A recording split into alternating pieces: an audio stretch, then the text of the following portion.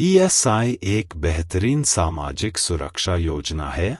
भाग लेकर खुद को आश्वस्त करें। मैं भानु चक्रवर्ती, ईएसआईसी का पूर्व संयुक्त निदेशक हूं।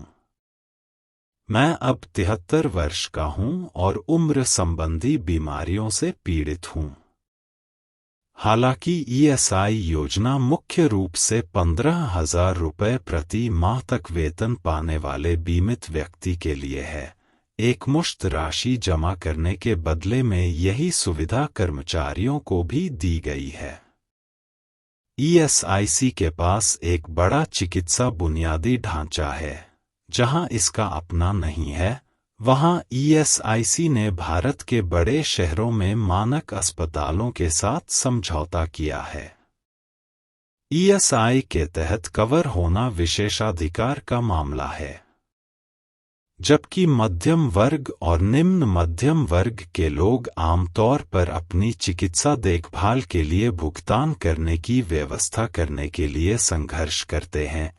यह देखा गया है कि वंचितों के बीच 80% दिवालियापन उनके साधनों से परे चिकित्सा व्यय के कारण होता है। उन्हें अपने चिकित्सा व्यय का भुगतान करने के लिए जमीन, सामान आदि बेचना पड़ता है।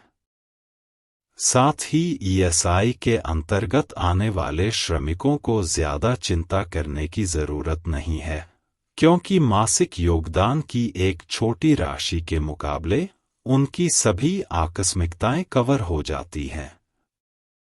यह सच है कि उन्हें उच्चतम श्रेणी का इलाज नहीं मिल पाता है, लेकिन निश्चित रूप से उस स्थिति में जो आवश्यक है, कवर किए गए व्यक्तियों को वह आवश्यकताएं मिलती हैं।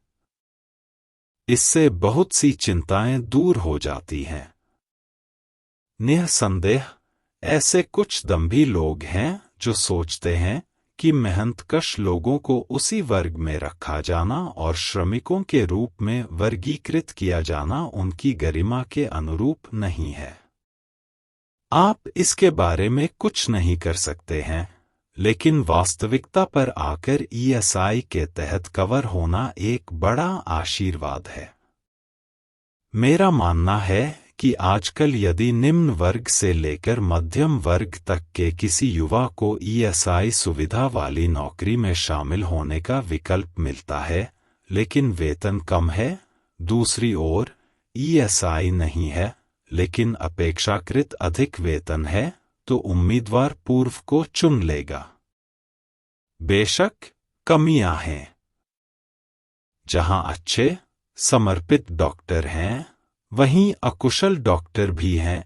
सेवा देने में देरी, लंबी कागजी कार्रवाई और इसी तरह की कुछ अन्य समस्याएं भी हैं। इसमें सुधार की जरूरत है। वहां सामान्य बीमा धारकों को दावा करना पड़ता है। उन्हें उस प्रणाली की आलोचना करने में दृढ़ता से आगे आना चाहिए जहां किसी भी तरह की कमी है।